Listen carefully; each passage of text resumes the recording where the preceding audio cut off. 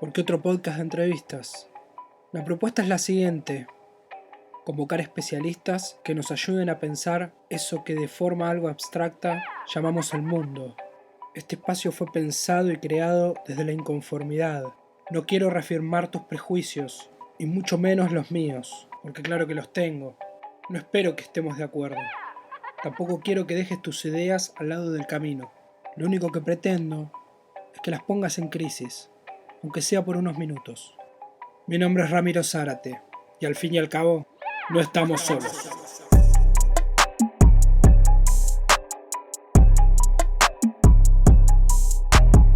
Temporada 1, episodio 5. Hoy hablamos del Papa Francisco, un líder a contramano del mundo. Entrevistamos a la doctora en teología Emil Secuda. ¿Cuánto del militante peronista de la juventud de el entonces Jorge Bergoglio hay en el liderazgo de hoy del Papa Francisco? Esa es una pregunta que hacen todos, no solamente en Argentina, sino también en el exterior, ¿no? Pero sobre todo en Argentina y sobre todo desde los sectores peronistas siempre hay una intención, por supuesto, por afinidad, de encontrar ese peronismo en el Papa Francisco. Y ocurriría lo mismo también, o con cualquier autor, ¿no?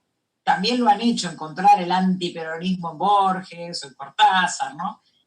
Lo que llama la atención es que la unidad de medida sea el peronismo, ¿no? Para calificar alguna de las personalidades que han llegado a lugares relevantes en el exterior. Lo he dicho varias veces que, de acuerdo a mi modo de ver, no es fácil identificar todo lo que dice Francisco con el peronismo, por varios motivos. Primero, porque el peronismo toma mucho del catolicismo. Claro. Entonces, claro, luego, cuando uno ve al Papa hablar desde la doctrina social de la Iglesia, entonces lo primero que se dice, bueno, eso es peronista.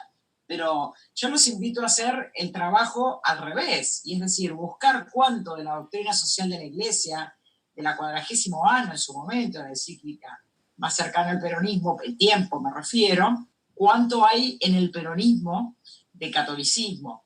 Entonces está todo tan mezclado, incluso en los militantes actuales, sobre todo en los movimientos sociales, ustedes los pueden escuchar, a cualquiera de ellos, tanto sea de los movimientos sociales como incluso de la CGT, ¿verdad? ¿Cuánto hay en su discurso de un catolicismo social? No de todo el catolicismo, pero sí de un catolicismo social, de una doctrina social de la Iglesia. Entonces, no diría yo que el Papa tiene de peronismo, yo creo que es al revés, y que si en algún momento él tuvo su afinidad con el peronismo, yo no he investigado eso, porque mi tarea con el Papa es más la teología y la filosofía, ¿verdad? Ajá. Pero puesto que hay muchos colegas que lo han hecho, y en ese caso creo que hay que verlo como argentino, ¿no? Porque el peronismo es algo que atraviesa la cultura argentina del siglo XX, sobre todo en la segunda mitad y hasta los días de hoy, de una manera muy fuerte. Entonces, cualquiera de nosotros, cuando abre la boca, incluso aquellos que son antiperonistas, incluso el antiperonismo es una consecuencia del peronismo, ¿no? Es parte del peronismo, es parte de esta cultura argentina. Uno lo ve ahora, cuánta resistencia hay, por ejemplo, a ciertas medidas que toma el gobierno por algunos sectores, simplemente porque es un gobierno peronista, y si alguien no es peronista. Entonces me parece que el Papa lo que tiene cuando él habla es la cultura argentina. Es la cultura argentina que está metida en los peronistas y en los no peronistas, ¿no? Muchas prácticas. La práctica política argentina lleva el nombre de peronismo. Esa forma de operar, de conseguir el voto o de votar incluso como antiperonista, ¿no? Entonces creo que el Papa refleja la cultura argentina, y lo haríamos cada uno de nosotros si estuviéramos de un lado o del otro. ¿Qué diferencias encontrás, si querés, desde lo político, pero también desde lo que a vos te interesa, que es la filosofía, entre el Bergoglio cardenal primado de la Argentina y el Papa Francisco? La diferencia es la gran popularidad que tuvo no solamente en el mundo, sino en Argentina. Argentina es un país de tendencia liberal, en sentido a las ideas, ¿verdad? Este liberalismo argentino se tradujo en un cierto segmento de la sociedad, que por supuesto es minoritario, que son los sectores medios y medios altos, que tuvo que ver con un anticatolicismo. Ese anticatolicismo los llevó a no prestar atención a ciertas figuras de la Iglesia, no solamente a Bergoglio como cardenal, que hoy ya se sabe que era una persona que viajaba en colectivo, viajaba en subterráneo, estaba en la Plaza de Constitución, con la gente que trabaja ahí, estaba en las villas, o sea que no hay una diferencia. No hay una diferencia con el Papa de hoy, justamente. Lo que da la gran popularidad del Papa en el mundo es que es una persona que conoce el pueblo. Esto no es habitual. Las personas que han llegado a Papa, históricamente, son personas que ya estaban en el núcleo vaticano. Son personas que, por ejemplo, yo me doctoré en Argentina. Como todo título de una universidad católica pontificia, está firmada por el gran canciller, que es el cardenal. Ahora, mi título de teóloga está firmado por un papa. Eso no existe en el mundo, porque los papas no estaban como cardenales trabajando en una universidad, como gran cancilleres de la universidad. ¿Se entiende? Sí, ya estaban en el Vaticano, ya eran una figura en el Vaticano. Entonces, ese es un dato no menor, digamos. Que alguien tenga un título firmado por el Papa es difícil de encontrar, porque este Papa estaba entre la gente. Lo que pasa es que no se lo visibilizaba más allá del círculo católico ligado a la Iglesia y los círculos católicos que trabajaban en las villas o en las pastorales, que ahora está saliendo a la luz, ¿no? Las tomas de fábricas, haber acompañado manifestaciones de los trabajadores, como me contaron en una entrevista que incluso está grabada en la zona de San Martín, ¿no? Cuando el pueblo se movilizó por trabajadores que quedaban en la calle, y él estaba ahí, el padre Jorge, y nadie sabía que era ese momento el cardenal incluso, ¿no? Entonces, eso tiene que ver con que no se lo veía, con que acá no se prestaba atención a lo católico, ¿no? Como no se conocía demasiado de Angelelli, hasta que se lo beatifica, y hay algunos sectores que siguen diciendo beatificaron un montonero, ¿no? Porque tampoco, o sea, los propios católicos no conocían mucho sus propias figuras, pero también aquellos que son anticatólicos asocian cualquier trabajo de un pastor, llamo pastor a los obispos, cualquier cristiano que se ocupa de los pobres, que es de lo que se tienen que ocupar los cristianos, entonces está haciendo política o era un montonero, o el caso de los palotinos en San Patricio, que estamos justamente en este fin de semana tristemente conmemorando esa masacre, ¿no? Hay muchos datos, no solamente el cardenal Bergoglio. Ajá. Siempre, por supuesto, apareció en la vidriera todo lo malo.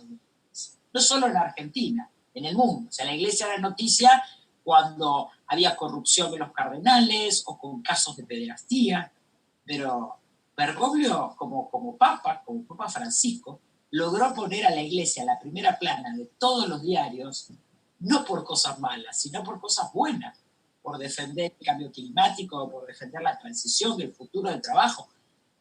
Eso es muy importante y eso no es que empezó cuando él llega a Roma. Nadie puede hacer un cambio así. Cuando uno lee sus documentos, sus discursos, ¿no? Que es lo que hago todos los días desde que es Papa, y yo digo, pero ¿cuánto hay? Claro, él habla en un lenguaje de la gente, él habla en el lenguaje coloquial. Entonces parece que está diciendo cosas que dice cualquiera, de sentido común. Pero si uno es un profesional y empieza a analizar su discurso, detrás de esas palabras simples hay muchísima filosofía, muchísimo conocimiento de la teoría política, muchísimo conocimiento de la literatura. Yo estoy asombrada de cuánto sabe ese hombre. Y tiene la cintura, como decimos en un lenguaje más coloquial, para poder decirlo de una manera clara, de una manera llana, un discurso que enamora a todos los sectores sociales, y aquellos que lo quieren de alguna manera perjudicar, dicen, bueno, eso no es teología, eso no es filosofía. No, sí, por supuesto que hay, está toda detrás. No hace falta hablar en difícil si uno quiere llegar al corazón de la gente y sobre todo a los de abajo, porque el Papa dice que el cambio empieza de abajo. Eso no se aprende en 4 años, ni en 5 años, ni en 7 años. Eso es una vida. Entonces, todo el lenguaje profundo que él puede traducir, eso habla de que Francisco y Bergoglio no son 2 personas. Eso no se aprende en 5 años de pontificado. Eso es el resultado de toda una vida. Parte de ese cambio que produjo el Papa Francisco tiene que ver con sacar a la Iglesia Católica fuera del templo de las iglesias a la calle, con popularizarla, como se podría decir. ¿Pensás que esa va a ser la marca de su papado? Esperemos que sí. Yo siempre hago la aclaración de que para los católicos, para el credo católico y cristiano en general, la iglesia no es un edificio y tampoco es la jerarquía. La iglesia es una asamblea, es una comunidad, es un pueblo, se llama cuerpo místico porque dicen, bueno, es un pueblo que tiene parte de ese pueblo de su cabeza, que es el Dios, la segunda persona de la Trinidad, ¿verdad? Cristo. Entonces, para la creencia católica, la iglesia representa algo místico, o sea, es una comunidad que está formada por hombres, por seres humanos, hombres y mujeres, seres humanos, y su Dios, en la segunda persona de la Trinidad, que es Jesucristo, que cuando se va les deja el Espíritu Santo, que es la unidad. La iglesia es eso, es unidad, por eso el Papa habla tanto, insiste, la unidad en la diferencia, ¿no? La unidad es el espíritu de un pueblo, y en este caso el pueblo de Dios es la iglesia. Entonces, él lo que está haciendo, si me parece a mí, es volviendo a instalar esta idea de iglesia como comunidad, de iglesia como comunidad de amor, de iglesia como comunidad de militancia.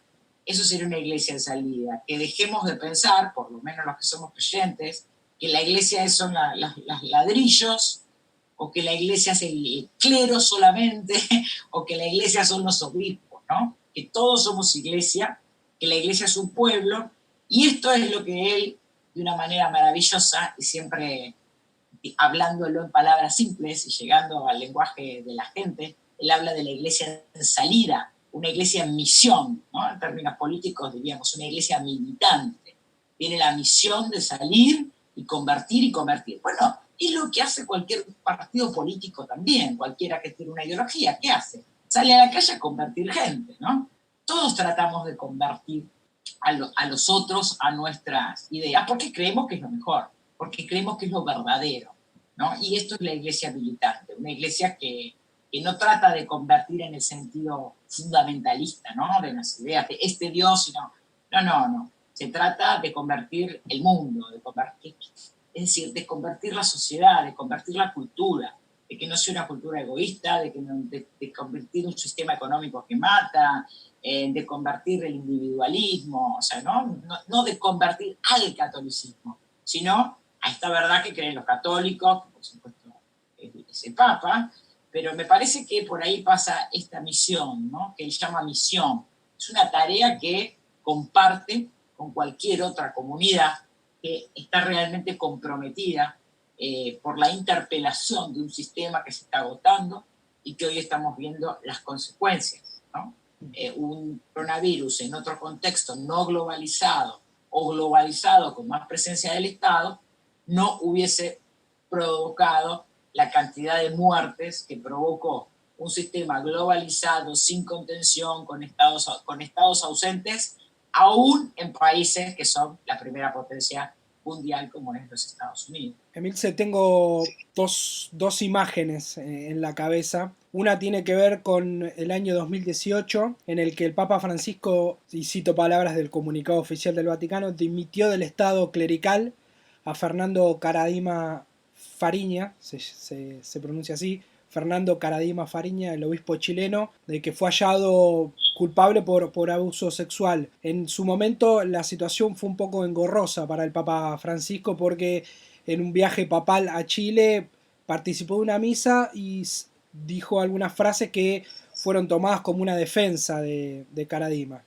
Más tarde, por el revuelo que se armó, retrocedió y se podría decir que expulsó al que ahora es ex obispo chileno. Y la otra imagen es de la película Los dos papas, que en un momento se ve que en ese momento era cardenal Bergoglio, aún no era papa, se escandaliza cuando Benedicto XVI le cuenta sobre los abusos de la Iglesia Católica y su tibieza respecto de las acciones sobre esos abusos. Vos que sos una estudiosa del Papa Francisco, ¿cuál es la postura que tiene frente a los casos de abuso sexual o pederastía dentro de la Iglesia Católica? La postura que tiene el Papa se vio en el correr del tiempo. Y no es algo que inicia Bergoglio siendo Papa. Esto empieza con Ratzinger. No se le puede quitar mérito a Ratzinger en esto. Él empezó a abrir todo esto que estaba oculto. Esto empieza a abrir esto, empezar a hacerse cargo de los juicios y demás, es algo que empieza ya en el pontificado de Ratzinger. Por eso la película aparece. Aclaremos que la película es una obra de arte, Sí, ¿no? sí. Está muy bien, a mí me gustó, realmente me gustó, me pareció bonita, me pareció simpática. Es algo que comienza antes. El Papa Francisco, según mi modo de ver, y lo he dicho también varias veces, es un soberano. ¿Y qué significa un soberano?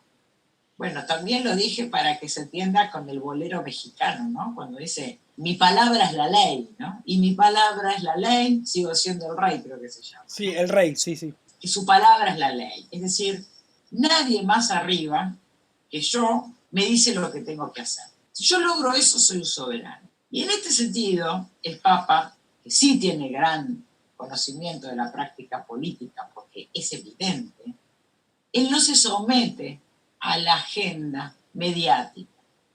¿Qué es la agenda mediática?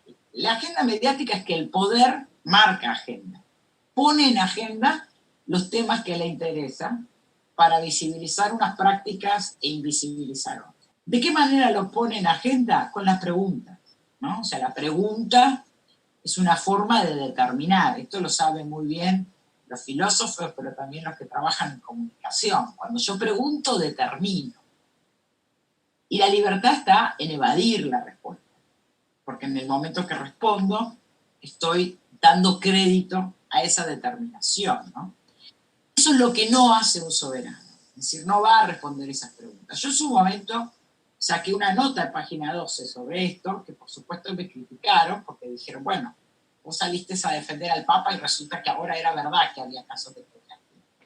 No es defender y no defendí al Papa. Imagínense si el Papa va a necesitar una Juana de Arco del Río Platense, de ninguna manera. Simplemente que puse en evidencia esto, que el Papa fue, como quedó demostrado, a hablar a los pueblos andinos, a hablarle a los movimientos sociales, a hablar con los de abajo. No fue a reunirse con los empresarios, fue a reunirse con los movimientos sociales. Y su discurso fue uno de los más importantes de su pontificado. A mi juicio, el más importante, cuando le habla a los movimientos sociales. Hablas de ese discurso en Chile, en ese viaje. En ese viaje, sí, porque él visitó varios países. Y realmente ese era el discurso. Un papa que fue a hablar a los de abajo y a decir, en ustedes está la solución. Ahora es el turno de ustedes. Eso se invisibilizó con el problema de la pederastía. ¿Qué hicieron los medios? Inflaron este tema. Ahora, ¿el tema existía? Sí existía.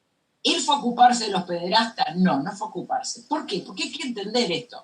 Si uno lo saca del contexto, no se entiende. Hay una tendencia de la derecha reaccionaria, de la derecha conservadora, por poner palabras bonitas, de una derecha egoísta, de una derecha que es responsable, si quieren llamarlo derecha, como quieran, es responsable de que estemos al borde de la sexta extinción de la vida en el planeta, porque llegó hasta las últimas consecuencias un modo de producción extractivista, explotador, solo por acumular una renta tan concentrada que hasta es ridículo, que no hay persona que pueda en su vida necesitar esos números. Mire, este libro de Piketty, ¿no? Yo leo economía todo el tiempo, no se puede ser teólogo social, moral social como soy yo si no está estudiando teoría política y economía todo el tiempo. Los niveles de concentración de la renta son absurdos.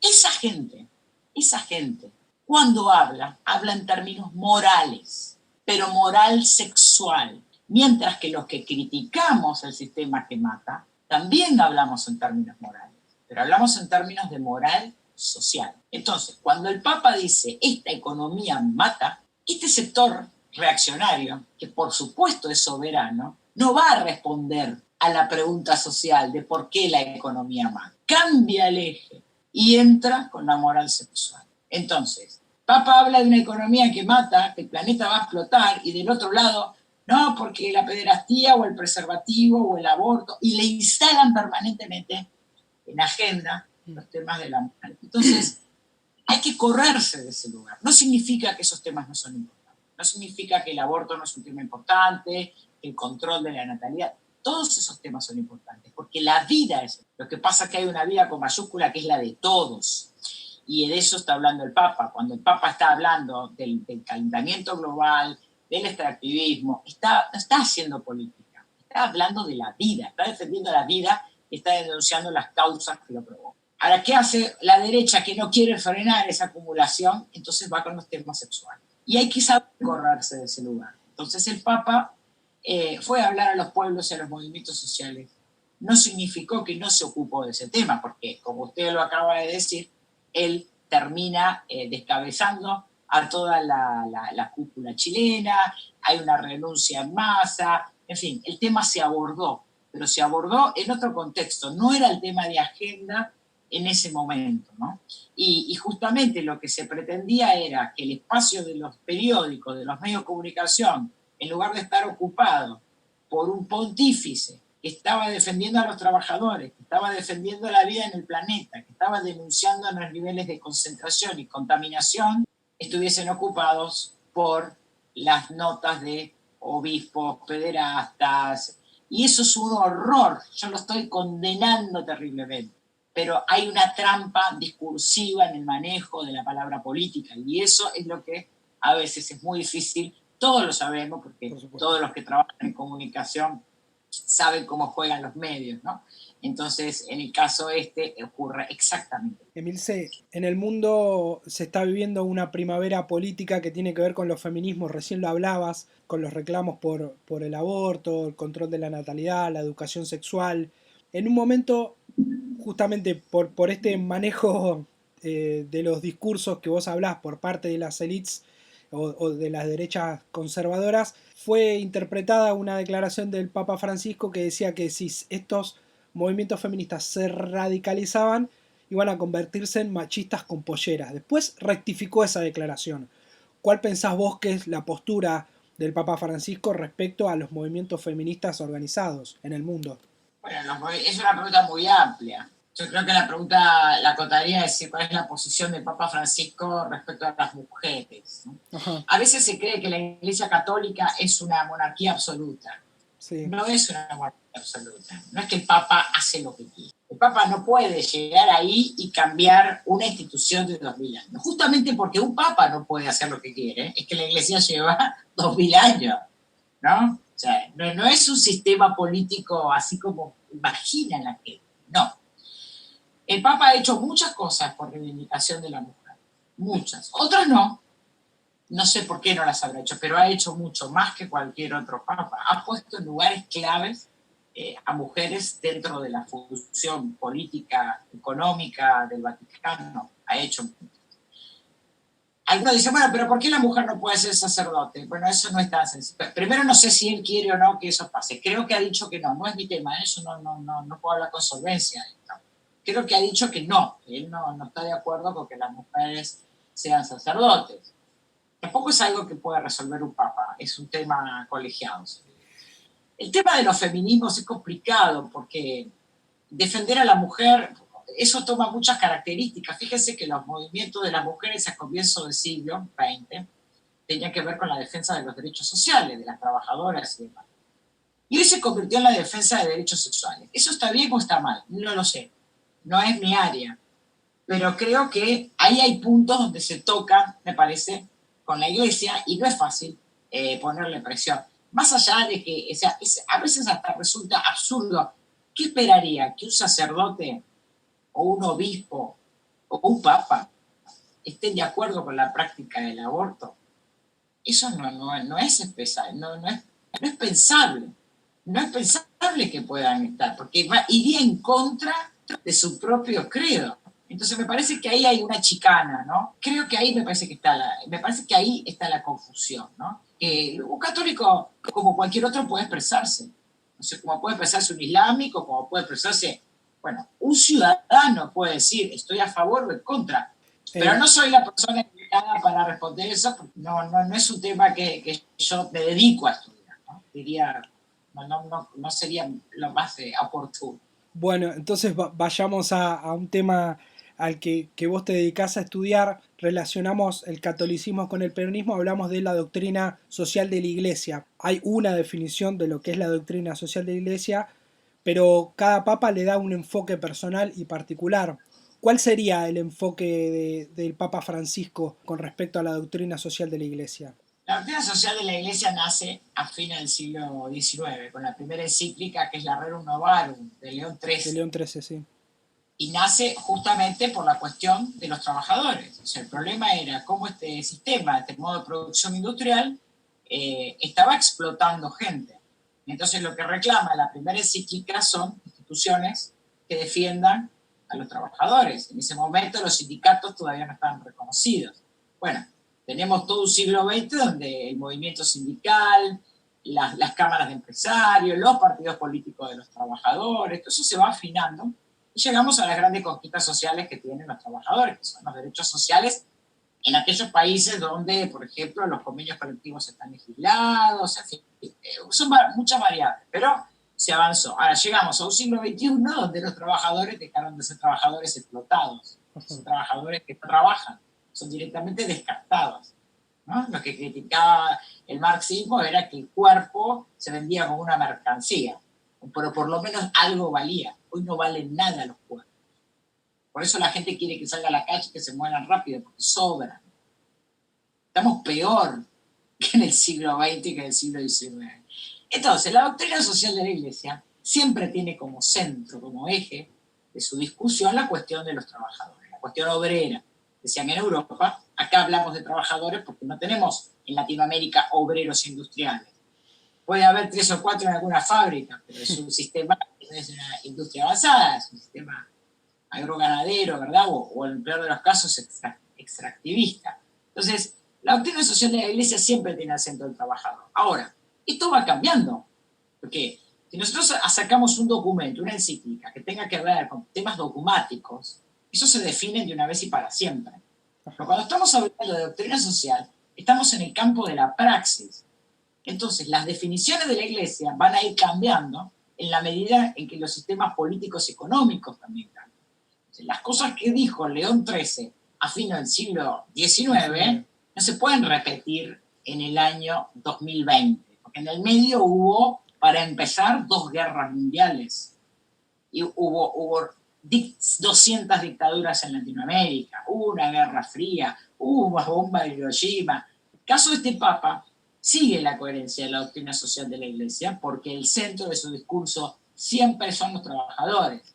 Y cuando él critica el sistema económico y cuando habla de la crisis ambiental, también se está ocupando de los trabajadores, porque esta encíclica también los medios de comunicación que hicieron, invisibilizaron que es una encíclica social y la convirtieron en una encíclica verde. Hablamos Entonces, de Laudato Si, ¿verdad? De Laudato Si. el Laudato Si, exacto. Entonces el Papa habla de la contaminación ambiental. Ay, qué bueno, la iglesia se hizo verde y no se ocupa más de los trabajadores. No, tienen que leer la encíclica. Él dice es una crisis ecológica, que significa todo, ecológico, es la lógica de toda la eco, de todo el sistema, de toda la casa común, que tiene 2 caras, una ambiental y social, una crisis ambiental y social, que además tiene raíz humana. Es decir, la crisis ambiental no es porque golpeó un meteorito a la Tierra, no es que se va a extinguir la vida en el planeta porque vino un meteorito y golpeó como fue en su momento. Es porque ahora las relaciones sociales egoístas que llevan a la concentración de la renta, etcétera, etcétera,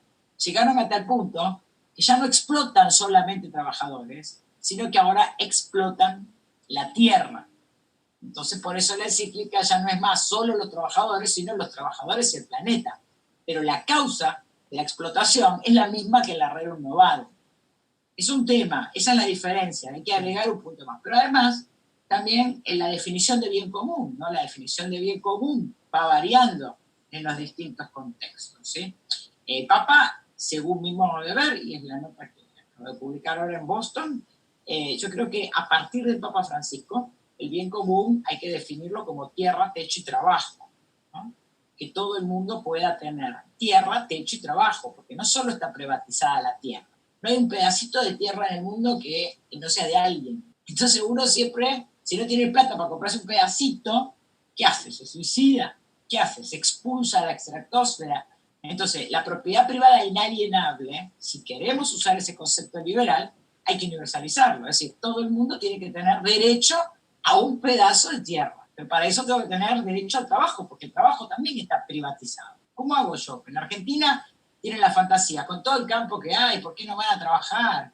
En este país tiran una semilla y crece. ¿Con qué? ¿Con semillas modificadas?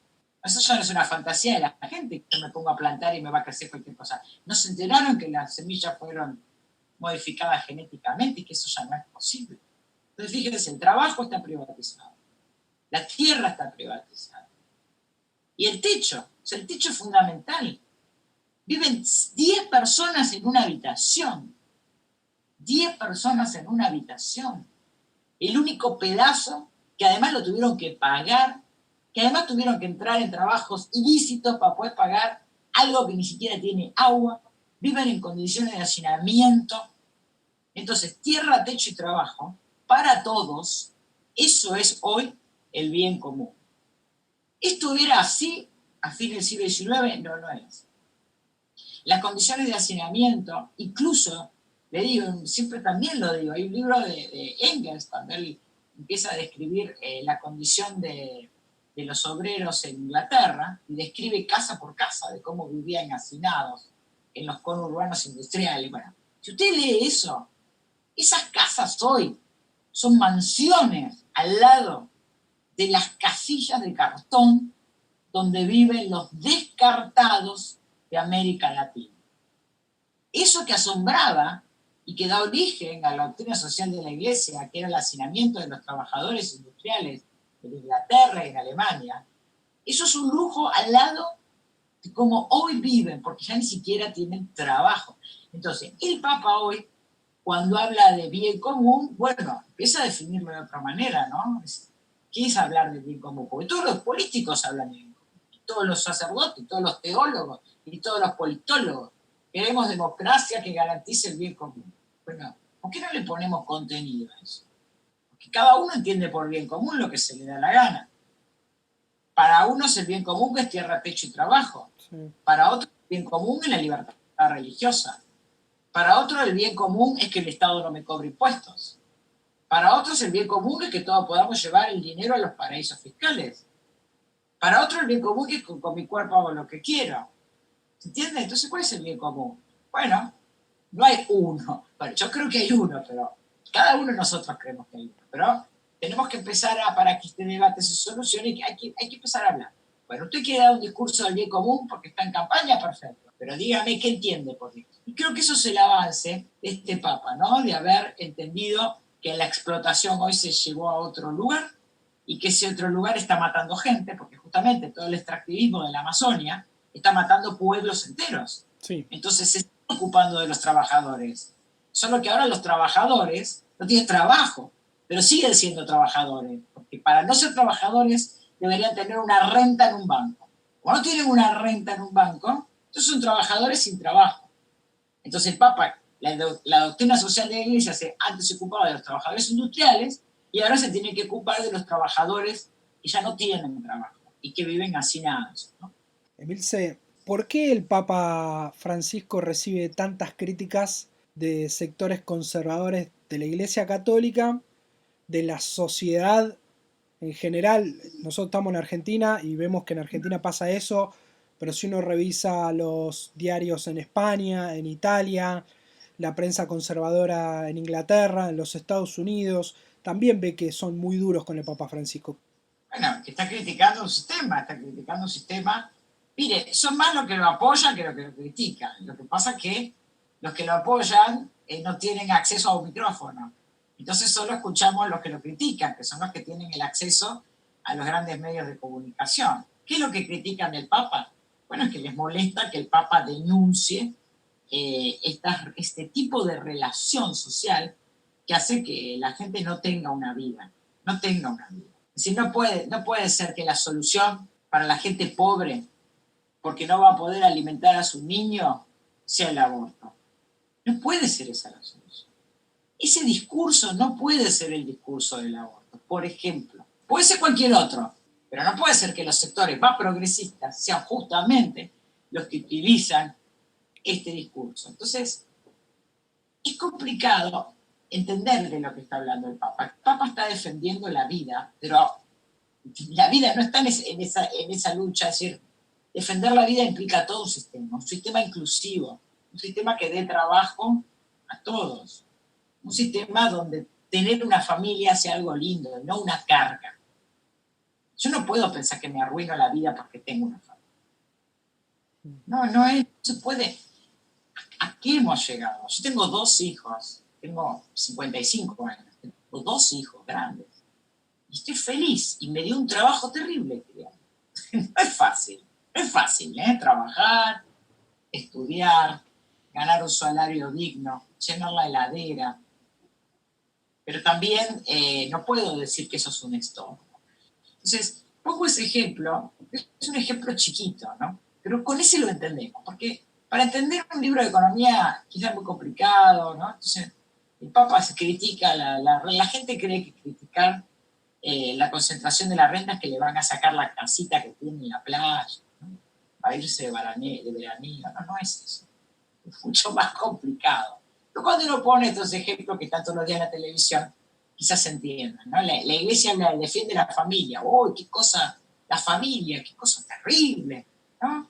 La familia, esa cosa conservadora, reaccionaria. Mire, yo me quedé sin familia cuando era chica.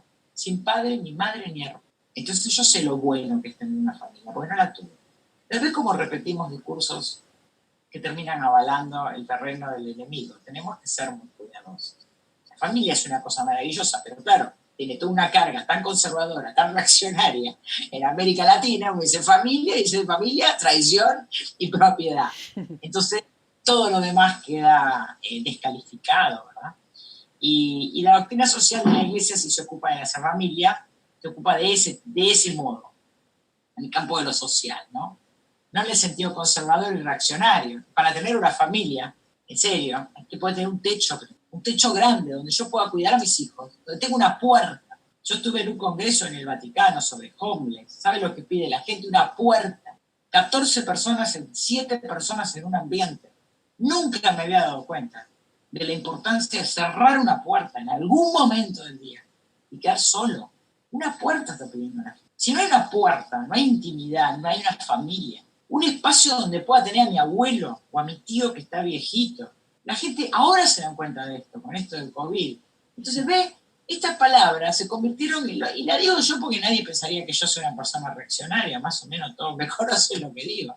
Pero ve cómo se va vaciando. Entonces este Papa molesta cuando habla de otras cosas, cuando no habla de la familia en el sentido conservador, sino que está diciendo, mire, acá hay una familia, póngale un techo, póngale una puerta, démosle trabajo a esta gente. O sea, eso molesta. Vamos terminando con las últimas 2 preguntas. La anteúltima tiene que ver con recomendaciones que siempre le pedimos a nuestros entrevistados. Nosotros desde el podcast recomendamos el libro de Emil Secuda Para leer a Francisco, Teología, Ética y Política, con prólogo de Juan Carlos Scanone.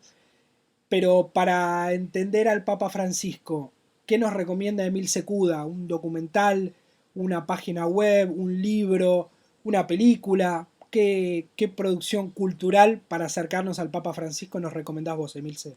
Yo recomiendo leerlo. Nunca hubo documentos más claros que los de este Papa. Ajá. Es increíble porque todo el mundo escucha discursos sobre el Papa. Léanlo.